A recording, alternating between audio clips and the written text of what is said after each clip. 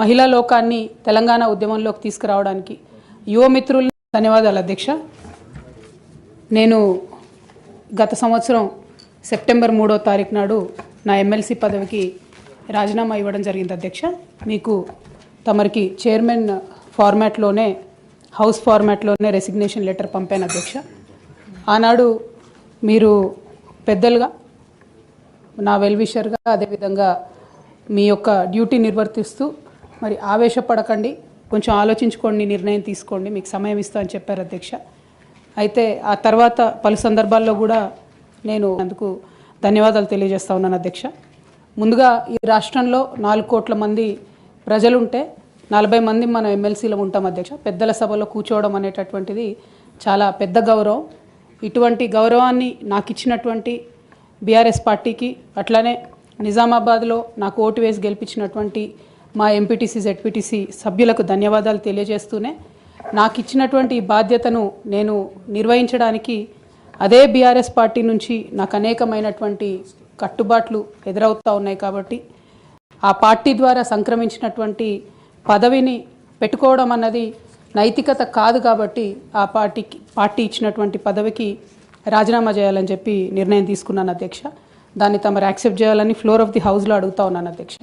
అదేవిధంగా అధ్యక్ష, తమరికి తెలుసు అధ్యక్ష, నేను గత 20 సంవత్సరాలుగా ప్రజా జీవితంలో ఉన్నటువంటి వ్యక్తిని. తెలంగాణ ఉద్యమ సందర్భంలో అనేక మంది కేసీఆర్ గారి నాయకత్వం పట్ల, ప్రొఫెసర్ జయశంకర్ గారి నాయకత్వం పట్ల ఇన్స్పైర్ అయ్యి ఎంతోమంది ఉద్యమంలోకి వచ్చినటువంటి వ్యక్తుల్లో నేను ఒకదానిగా ఆనాడు 2006లో ఉద్యమంలోకి వచ్చాను అధ్యక్ష. 2006లో నేను ఉద్యమానికి వచ్చేటప్పటికే బీఆర్ఎస్ పార్టీ పొలిటికల్గా ఒక శక్తిగా ఎదిగింది అధ్యక్ష. ఆనాటికే యూనియన్ క్యాబినెట్ మినిస్టర్గా కేసీఆర్ గారు కూడా ఉన్నారు.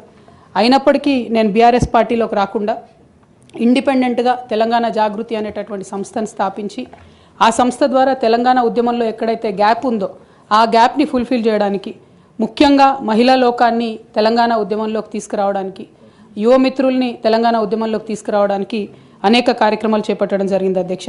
అందులో ప్రధానంగా ఏదైతే మన సంస్కృతి గురించి అనేకమైనటువంటి చిన్నచూపు చూసేటటువంటి పరిస్థితి ఉన్నటువంటి సందర్భంలో మన బతుకమ్మ మన గౌరవం అని చెప్పి బతుకమ్మ పండుగను ముందుకు తీసుకెళ్ళి నేను ఊరూరా తిరుగుతూ మరి బతుకమ్మ పండుగ మన ఆత్మగౌరవానికి ప్రతీక అని చాటి చెప్పేటటువంటి ప్రయత్నం చేశాను అధ్యక్ష.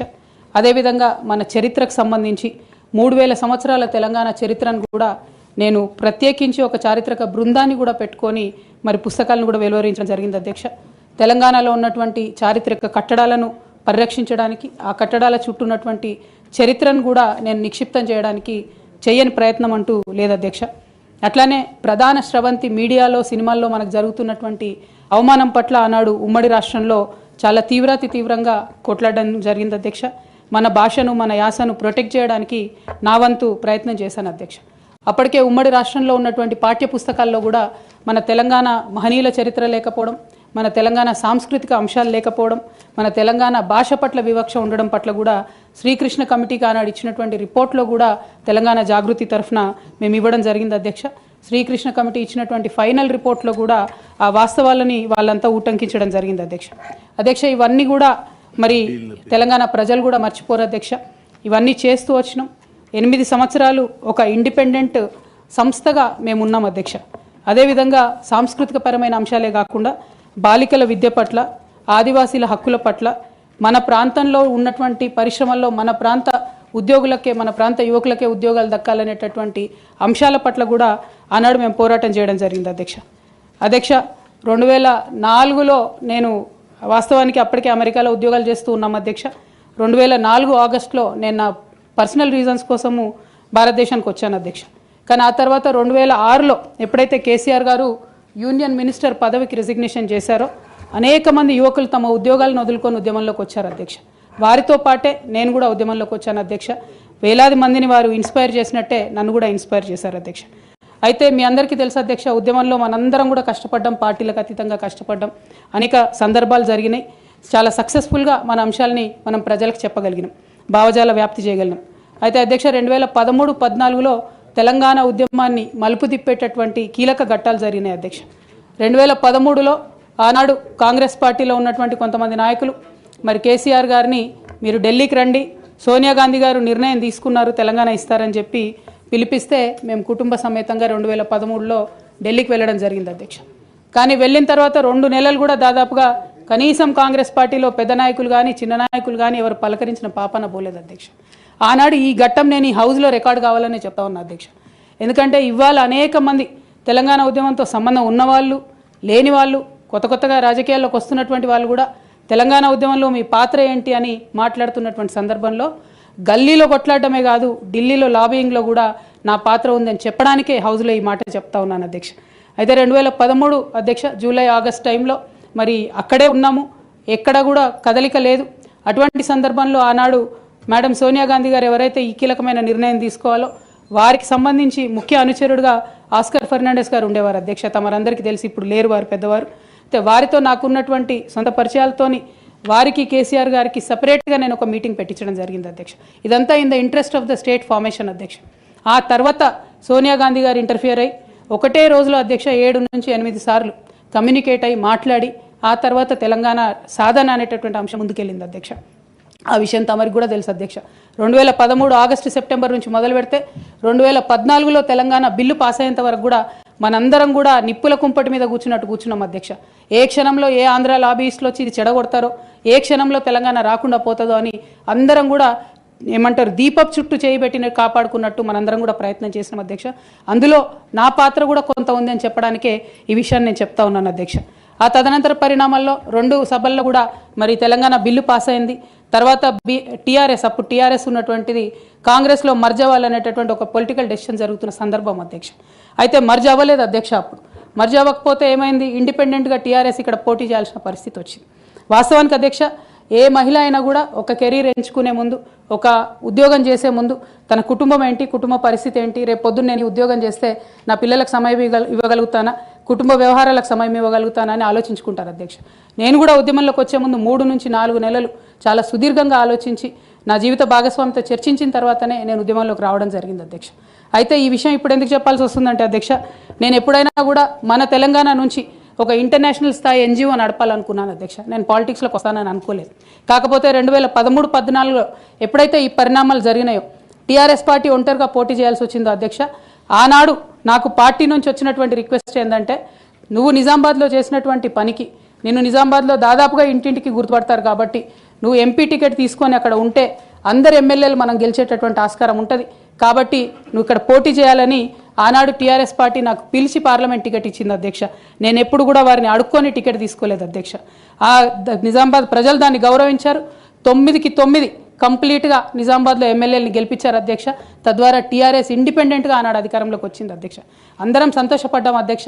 నేషనల్ పార్టీస్ మీద డిపెండ్ కాకుండా ఒక స్వీయ రాజకీయ అస్తిత్వం ఈ రాష్ట్రానికి ఉంటుందని చెప్పి టీఆర్ఎస్ పార్టీ అధికారంలోకి వస్తే తెలంగాణ ప్రజలకు మేలు జరుగుతుందని చెప్పి అందరం కూడా పనిచేసాం అధ్యక్ష, కష్టపడ్డాం.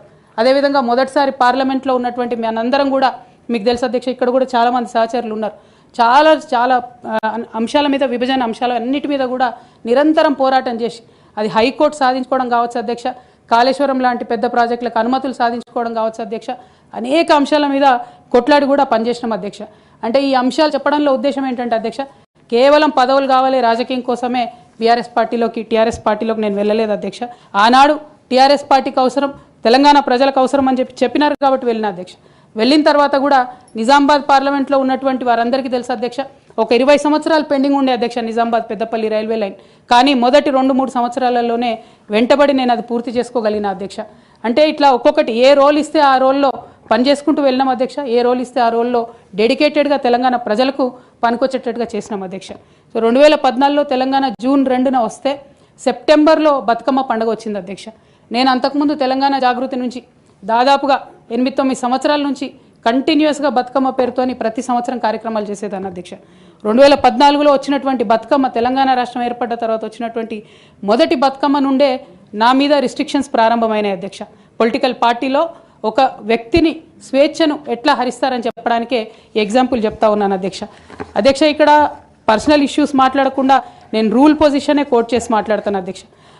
Section 29A of representation of peoples act ఉంటుంది అధ్యక్ష. It is a statutory obligation for political parties to follow democratic norms.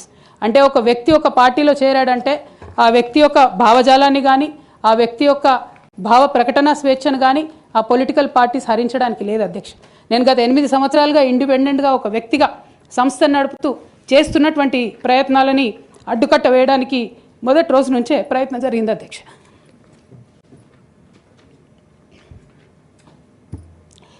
కానీ ఎక్కడ కూడా నేను తెలంగాణ బిడ్డలని, తెలంగాణ ప్రజల్ని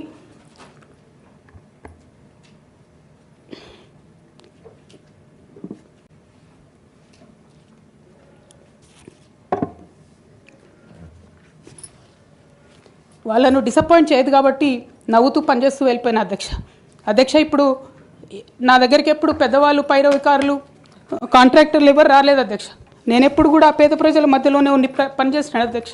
నా దగ్గరికి వచ్చినటువంటి బీడీ కార్మికులు కావచ్చు, బీడీ టేకేదారులు కావచ్చు, అంగన్వాడీ టీచర్లు కావచ్చు, ఆశా వర్కర్లు కావచ్చు, ఐకేపీ ఎంప్లాయీస్ కావచ్చు అధ్యక్ష, అదేవిధంగా జిహెచ్ఎంసీ కార్మికులు కావచ్చు అధ్యక్ష, టీచర్లు కావచ్చు అధ్యక్ష, నిరుద్యోగులు కావచ్చు, ఆడబిడ్డలు కావచ్చు, సింగరేణి ఉద్యోగులు కావచ్చు, కరెంట్ ఎంప్లాయీస్ కావచ్చు, ఎవరు వచ్చినా అధ్యక్ష నేను కాదనకుండా నాకెంత వీలైతే అంత పనిచేసి పెట్టేటటువంటి ప్రయత్నం చేసిన అధ్యక్ష.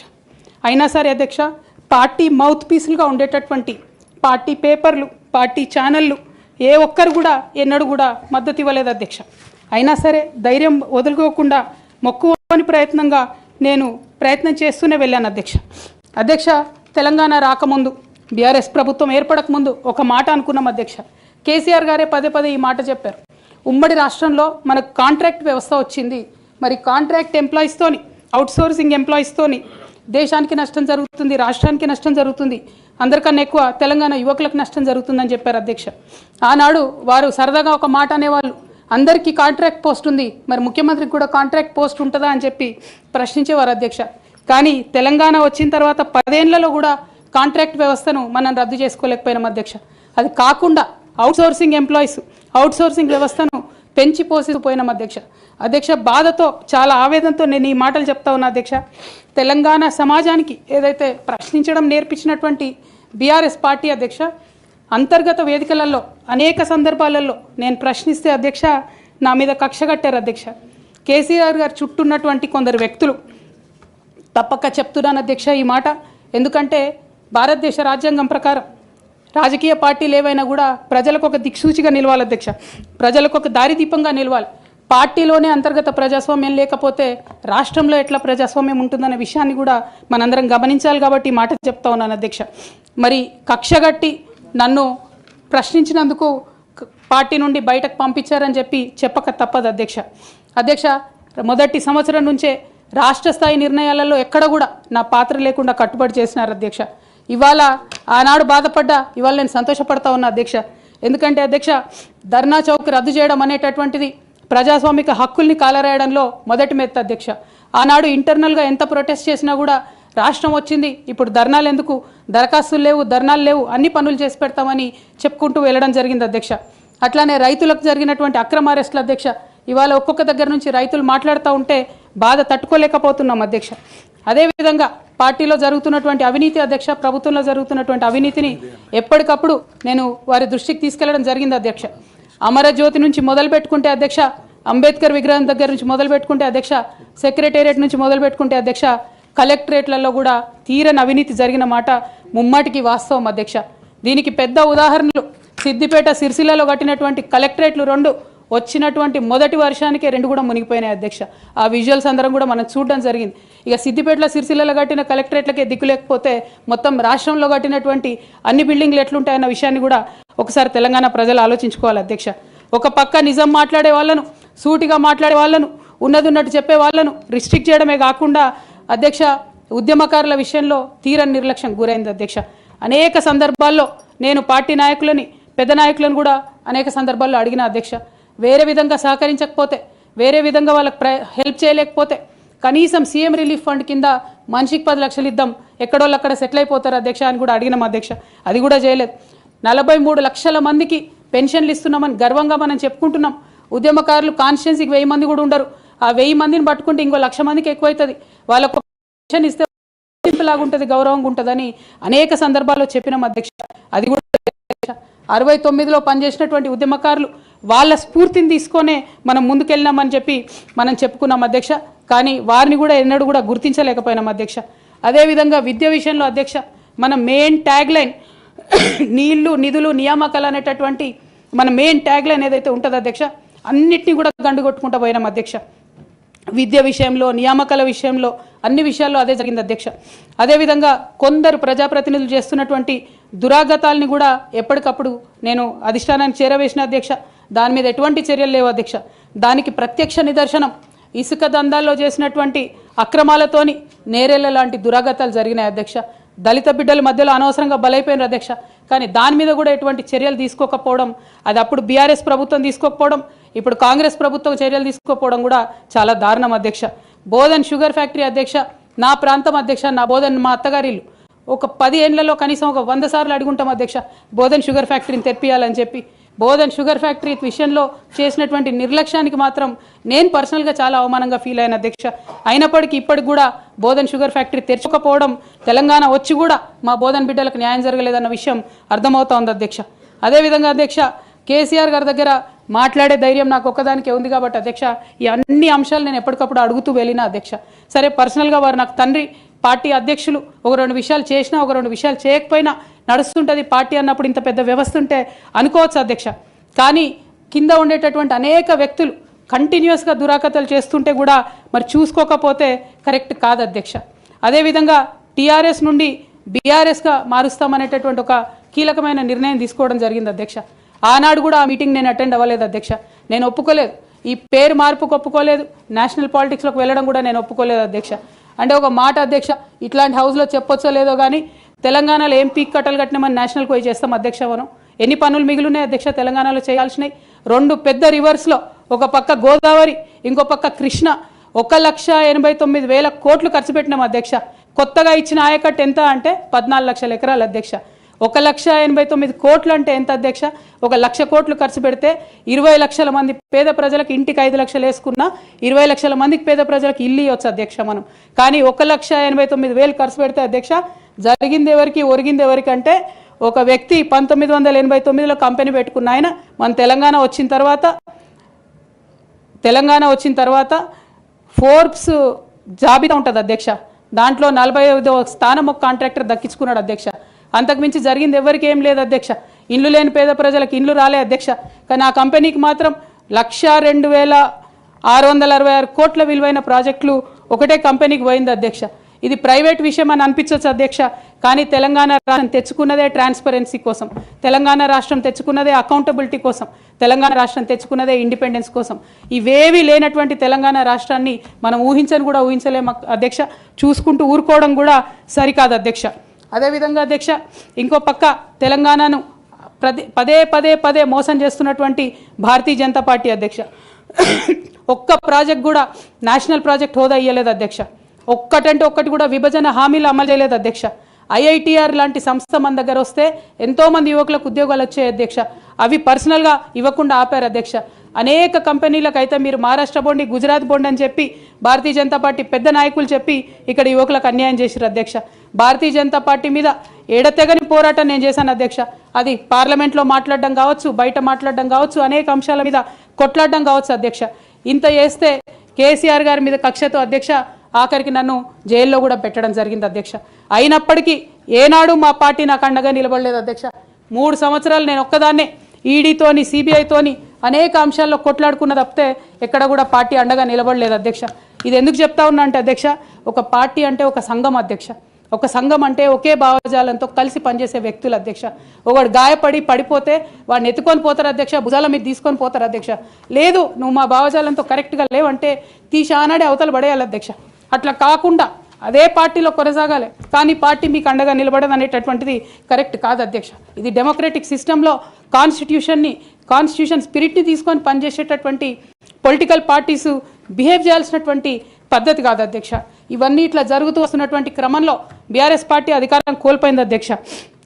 అధికారం కోల్పోయిన తర్వాత కాంగ్రెస్ పార్టీ వచ్చి ఒక ఎంక్వైరీ చేసింది అధ్యక్ష, ఘోష్ కమిటీ అని.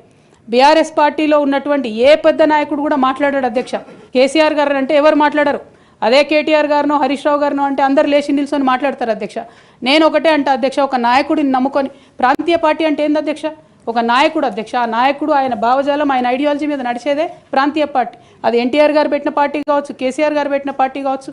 ఆ పార్టీ నాయకుడికే దెబ్బ తగిలితే, ఆ పార్టీ నాయకుడి మీదకే మచ్చ వస్తే పార్టీ మనుగడకే అర్థం ఉండదనేటటువంటి ఉద్దేశంతో ఘోష్ కమిటీ అప్పుడు కూడా నేను ఒక్కదాన్నే జాగృతితోని ధర్నా చేసిన అధ్యక్ష. ఏ ఒక్కరు మాట్లాడరు అధ్యక్ష. ఆ తర్వాత అర్ధరాత్రి 2 గంటలకు కాంగ్రెస్ ప్రభుత్వం అసెంబ్లీలో సిబిఐ ఎంక్వైరీకి ఇస్తామంటే కూడా తెల్లారి 12, 1 గంటలు 2 గంటల వరకు కూడా మా బీఆర్ఎస్ పార్టీలో ఒక్క పెద్ద నాయకుడు కూడా మాట్లాడాడు అధ్యక్ష. కేసీఆర్ గారిని ఏమన్నా మాట్లాడారు అధ్యక్ష. మరి అట్లాంటి పార్టీ ఎందుకు ఉండాలి, ఉంటే ఏంది పోతే ఏందని నేను ప్రెస్ మీట్ పెట్టి బలంగా మాట్లాడిన అధ్యక్ష. నేను మాట్లాడలేదని నేను అంటలేను అధ్యక్ష. డెఫినెట్గా అవినీతి పరుల పేరు చెప్పిన, నేను హరీష్ రావు గారి పేరు చెప్పిన, వారి టీంలో ఉన్న అందరి సభ్యుల పేరు చెప్పిన అధ్యక్ష. ఇప్పుడు కూడా చెప్తాను అధ్యక్ష. కానీ అధ్యక్ష చెప్పిన తర్వాత తెల్లారి 2 గంటల లోపల నన్ను సస్పెండ్ చేసిండ్రు అధ్యక్ష. నేను ఒకటే కోరుతా ఉన్నా అధ్యక్ష. ఇందాక నేనైతే representation of peoples act quote చేసినాను అధ్యక్ష. అందులో సెక్షన్ 19.1C అని కూడా ఉంటుంది అధ్యక్ష. ఇది రైట్ టు అసోసియేషన్లో అధ్యక్ష ఆర్టికల్ 19.1C. అంటే ఒక అసోసియేషన్లో మనం మెంబర్ అయినంత మాత్రాన ఖచ్చితంగా ఆ party membership does not place an individual outside the constitution అధ్యక్ష. Especially when it concerns the allegation of corruption, maladministration and breach of public trust lies at the core of protected political speech adhyaksha. Political speech has to be protected by Constitution of India adhyaksha. అదే విధంగా అధ్యక్ష disciplinary action committee అన్నారు అధ్యక్ష. అధ్యక్ష అసలు BRS party constitution అధ్యక్ష ఒక national లెవెల్లో పనిచేయాలనుకునే పార్టీది 8 పేజీల కాన్స్టిట్యూషన్ అధ్యక్ష. అధ్యక్ష నిజంగా ఇవాళ నేను ధైర్యంగా చెప్తా ఉన్నా, ఆ constitution of BRS party is a joke అధ్యక్ష. ఏమి ఉండదు అందులో. అసలు పోయిన కమిటీ ఎప్పుడు వేసిర్రంటే ఎవరికి కూడా గుర్తుండదు అధ్యక్ష. నన్ను సస్పెండ్ చేసే ముందు డిసిప్లినరీ యాక్షన్ కమిటీ అని సడన్గా రాత్రికి రాత్రి పుట్టుకొచ్చింది అధ్యక్ష. పుట్టుకొచ్చి నన్ను సస్పెండ్ చేశారు అధ్యక్ష. కనీసం నన్ను పిలవాలా, కనీసం షోకాజ్ నోటీస్ ఇవ్వాలా, పోనీ ఇవ్వలేదు. ఎమర్జెన్సీ పవర్స్ వాడి అధ్యక్షుల వారే సస్పెండ్ చేశారు అనుకుంటే తర్వాత కనీసం ఫైనాలిటీ ఆఫ్ ది ఆర్డర్ కోసం అధ్యక్ష అపిలేట్ రూట్ తీసుకుంటే కనీసం తర్వాత ఎక్స్ప్లెనేషన్ అడగాలి అధ్యక్ష. ఎటువంటి పద్ధతి లేదు అధ్యక్ష. ఒక పార్టీ నడిపే పద్ధతి డెఫినెట్గా ఇది కాదు అధ్యక్ష. అవసరం అనుకుంటే నేను లీగల్గా ఛాలెంజ్ చేయొచ్చు, కానీ నేను ఛాలెంజ్ చేయను అధ్యక్ష. ఎందుకంటే ఎటువంటి పద్ధతి లేనటువంటి బీఆర్ఎస్ పార్టీ నుండి, ఎటువంటి నైతికత లేనటువంటి బీఆర్ఎస్ పార్టీ నుండి దూరం అవుతున్నందుకు ఇవాళ నేను చాలా సంతోషిస్తున్నా అధ్యక్ష. నా కుటుంబం, నా పార్టీ, నా రక్తం, నా చెమట, నేను 20 సంవత్సరాలు తెలంగాణ ఉద్యమం కోసం నేను పడ్డటువంటి శ్రమ, నేను చేసినటువంటి కష్టం గుర్తించకుండా ఒక చిన్న ఉరిదీసేవాడిని కూడా అడుగుతారు అధ్యక్ష. ఈ దేశంలో అంత మంచి దేశం మనది, అయినా కూడా సస్పెండ్ చేశారంటే చాలా సంతోషిస్తున్నా అధ్యక్ష. ఇవాళ నేను వేరే ఏం లేదు. అయితే కాంగ్రెస్ పార్టీ అధ్యక్ష నా సస్పెన్షన్ని పొలిటికల్గా వాడుకోవాలని ఈ బీఆర్ఎస్ పార్టీలో వచ్చినటువంటి చీలికలను చాలా పెద్ద ఎత్తున వాళ్ళు ప్రమోట్ చేస్తూ ఉన్నారు అధ్యక్ష. ప్రత్యేకించి వారు నాపై చేస్తున్న ఆరోపణ అధ్యక్ష, ఇది ఆస్తుల పంచాయతీ, ఆత్మగౌరవం పంచాయతీ కాదని చెప్తా ఉన్నారు అధ్యక్ష. నేను ఇవాళ మీ ద్వారా తెలంగాణ ప్రజలకు చెప్పదలుచుకున్న అధ్యక్ష. అధ్యక్ష నాకు దైవభీతి ఎక్కువ అధ్యక్ష, దైవ భక్తురాలు నేను. లక్ష్మీ నరసింహస్వామి మా ఇంటి దేవుడు అధ్యక్ష. ఆ లక్ష్మీ నరసింహస్వామి మీద ప్రమాణం చేసి చెప్తా ఉన్నా అధ్యక్ష. ఒక మహిళగా నాకు 2 కొడుకులు ఉన్నారు అధ్యక్ష, వాళ్ళిద్దరి మీద ప్రమాణం చేసి చెప్తా ఉన్నాను, నాది ఆస్తుల పంచాయతీ కాదు అధ్యక్ష, నాది ఆత్మగౌరవం పంచాయతీ. నేను ఏ విషయమైనా, ఉద్యమకారుల విషయమైనా, బీసీల విషయమైనా, మహిళల విషయమైనా ఏదైనా నిలదీసి అడిగినా అధ్యక్ష, రేపు కూడా అడుగుతా అధ్యక్ష. అందులో ఎట్టి పరిస్థితులలో కాంప్రమైజ్ అయ్యే విషయమే లేదు అధ్యక్ష. ఈ సందర్భంగా తమరికి కూడా నేను ఒక మాట చెప్తా ఉన్నా అధ్యక్ష. మన రాష్ట్రంలో 17 లోక్సభ స్థానాలు ఉంటాయి అధ్యక్ష, ఒకటే ఒక ఉమెన్ ఎంపీ అధ్యక్ష. 119 అసెంబ్లీ సీట్లు ఉంటాయి అధ్యక్ష. అన్ని పార్టీలు కలిపి 8 మంది ఉన్నారు అధ్యక్ష మహిళలు. 40 మంది ఉన్న ఈ శాసన మండలిలో 3 ఉన్నాం అధ్యక్ష లేడీస్. మేము ఇక నేను పోతే 2 మిగులుతారు అధ్యక్ష. కానీ ఎంత అన్యాయం అంటే అధ్యక్ష, ఎంత చిన్న చూపు అంటే మహిళలు అంటే పొలిటికల్ పార్టీస్కైనా ఆఖరికి కౌన్సిల్ కూడా అధ్యక్ష. నేను నిన్న మొన్న ఫామ్స్ సైన్ చేస్తున్నా అధ్యక్ష, ఎక్కడా కూడా సభ్యురాలని లేదు అధ్యక్ష. ప్రతి చోట కూడా సభ్యుడనే ఉన్నది. తమరన్న దయచేసి మార్చాలి అధ్యక్ష. ఈ మొత్తం 4 కోట్ల మంది ప్రజల్లో అధ్యక్ష మహిళల యొక్క పర్సెంటేజ్ అధ్యక్ష మన రాష్ట్రంలో ఇంత అధ్యక్ష 0.00003% అధ్యక్ష. ఇది మాకుండే రాజకీయమైనటువంటి రిప్రజెంటేషన్ అధ్యక్ష. రాజకీయంగా ప్రజల మధ్యలో కానీ పార్టీల మధ్యలో కానీ మాకున్నటువంటి రిప్రజెంటేషన్తో మేము ఆడవాళ్ళ కష్టాలు ఎవరికి చెప్పాలి అధ్యక్ష. ఒకనాడు కేసీఆర్ గారు అన్నారు అధ్యక్ష, ఈ దేశ రాజ్యాంగాన్ని మార్చాలి, మహిళలకు సమాన హక్కులు కావాలని. నేను అడుగుతా ఉన్నా అధ్యక్ష, పార్టీలు రాజ్యాంగాలు మార్చుకోవాలి అధ్యక్ష. ఇవ్వండి మహిళలకు సీటు. మీరు ఎంకరేజ్ చేయకపోతే ఎవరు ఇస్తారు అధ్యక్ష? ఎందుకోసం ఇస్తారు? మనం రాణి రుద్రమదేవి గురించి ఇలా మాట్లాడుకుంటున్నామంటే డెఫినెట్గా ఆమె స్వతంత్ర సంగ్రామంలో ఉన్నప్పుడు అధ్యక్ష మొదలు కాంగ్రెస్ పార్టీలోనే ఉండే అధ్యక్ష. భగత్ సింగ్ కానీ, సుభాష్ చంద్రబోస్ కానీ ఇట్లాంటి వాళ్ళందరూ. కానీ తర్వాత వాళ్ళ ఫిలాసఫీ వెతుక్కొని వాళ్ళ దారి వాళ్ళు వెతుక్కొని పోయినారు అధ్యక్ష. పార్టీలు వేరైనంత మాత్రాన, దారులు వేరైనంత మాత్రాన అధ్యక్ష లక్ష్యం ఒకటే కాదని కాదు అధ్యక్ష. నా లక్ష్యం ఎప్పటికైనా ఒకటే అధ్యక్ష, తెలంగాణ బాగుండాలి, తెలంగాణ ప్రజలు బాగుండాలి, వాళ్ళ కోసం పనిచేయాలి అధ్యక్ష. దానికోసం నేను ఖచ్చితంగా పనిచేస్తూనే ఉంటాను అధ్యక్ష. అదేవిధంగా అధ్యక్ష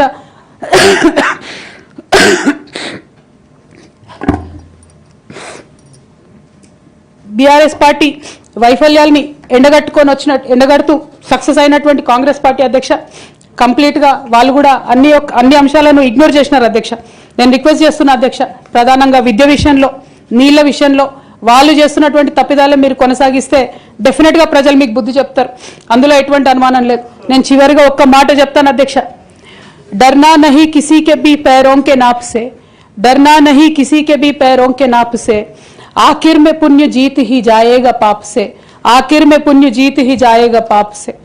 गीता में कृष्ण ने कहा अर्जुन से बस यही, गीता में कृष्ण ने कहा अर्जुन से बस यही, आखिर में पुण्य जीत ही जाएगा पाप से. అధ్యక్ష నేను నిజం పక్షాన ఉన్నాను అధ్యక్ష నేను నైతికత పక్షాన ఉన్నాను అధ్యక్ష. నేనేమి తప్పు చేయకుండా పార్టీలో కొంతమంది కక్షగట్టి మహిళా నాయకత్వం ఎదగకుండా పార్టీలో కొంతమంది కక్షగట్టి అధ్యక్ష ఎక్కడైతే ఉద్యమకారుల మాటలు కేసీఆర్ గారికి చేరుతాయో, ఎక్కడైతే సామాన్య కార్యకర్తల మాటలు కేసీఆర్ గారికి చేరుతాయో, ఎక్కడైతే పేదవాళ్ళ మాటలు కేసీఆర్ గారికి చేరుతాయి అనుకున్నారు అధ్యక్ష, వాళ్ళకు అడ్డు కూడా కట్టి ఇవాళ నన్ను పార్టీ బయట వేసినారు అధ్యక్ష.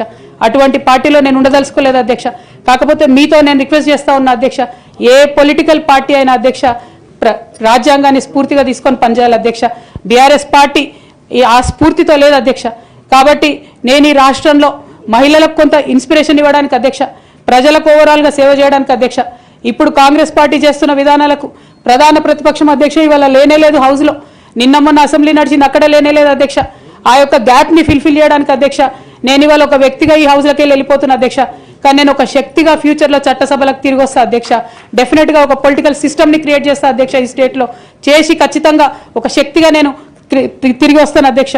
మీ అందరి యొక్క ఆశీర్వాదంతో ఈ హౌస్లో ఈ 4-5 ఇయర్స్లో మీతో ఉన్న అనుబంధంతో నేను చెప్తా ఉన్నా అధ్యక్ష, మీరు చాలా అవకాశాలు ఇచ్చారు అధ్యక్ష, చాలాసార్లు మాట్లాడే అవకాశాలు ఇచ్చారు, అనేక సమస్యల మీద పోరాటం చేసే అవకాశం ఇచ్చారు, మీకు ధన్యవాదాలు తెలియజేస్తాను అధ్యక్ష.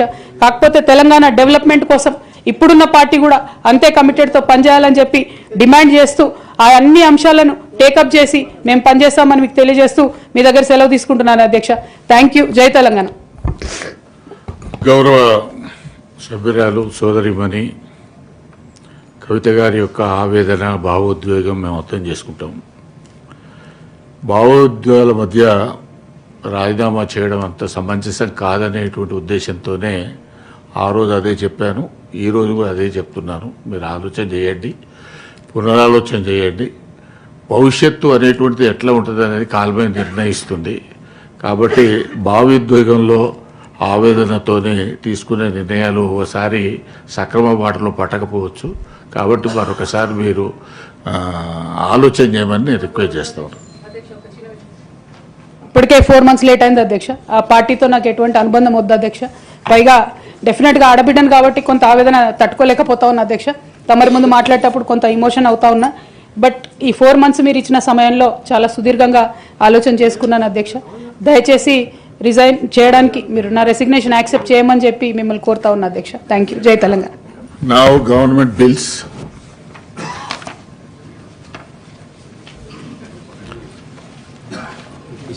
I am to announce to the House, I have received the following message from the Honorable Speaker, Telangana Legislative Assembly. In accordance with Rule 123 of the Rules of Procedure and Conduct of the Business in Telangana Legislative Assembly, I transmit a copy in each of the following bills as passed by the Legislative Assembly on 3rd January 2026. The Telangana Regulation of Appointment to Public Services and Rationalization of Staff Patron and Pay Structure, Amendment Bill 2026, LA Bill number 6 of 2026. Number 2, the Telangana Regulation Appointments to the Public Services and Rationalization of Staff Patron and Pay Structures, Second Amendment Bill 2026, LA Bill number 7 of 2026. The Telangana Panchayat Raj Amendment Bill 2026, LA Bill number 8 of 2026. 4. the Telangana Panchayat Raj Second Amendment Bill 2026, LA Bill number 9 of 2026. The above bills will be taken now itself. I request the Deputy Chief Minister to move the motion to taking into consideration of the Telangana regularization appointments to the public services and rationalization of staff patron and pay structure amendment bill 2026. Chairman, sir, I beg to move the Telangana regulation of appointments to public services Mo- and rationalization of state pattern and pay structure amendment bill 2020